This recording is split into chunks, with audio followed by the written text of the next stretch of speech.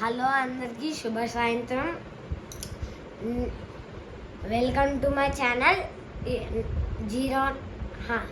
హనన్వల్ 0916. నేను ఇక్కడికి మూడవ పద్యం చెప్పేకొచ్చా. అది జంధ్యాల పాపయ్య శాస్త్రి గారి పద్యం. ఇప్పుడు పద్యాన్ని చెప్పుకుందామా? Let's start.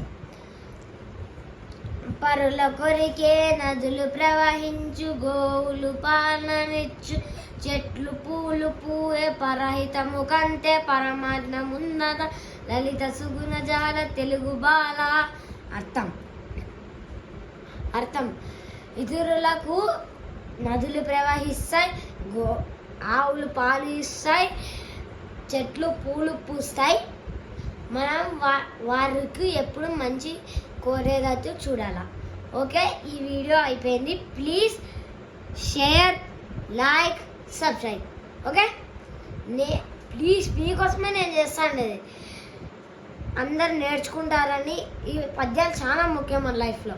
ఓకే, అవి పెద్దగైనాక తెలుగు ఎగ్జామ్స్, తెలుగు పండిట్ ఎగ్జామ్స్ వాటికి సాయం చేస్తాయి. సో అందరికీ వీడియో అయిపోయింది. ధన్యవాదాలు. చూసినాము.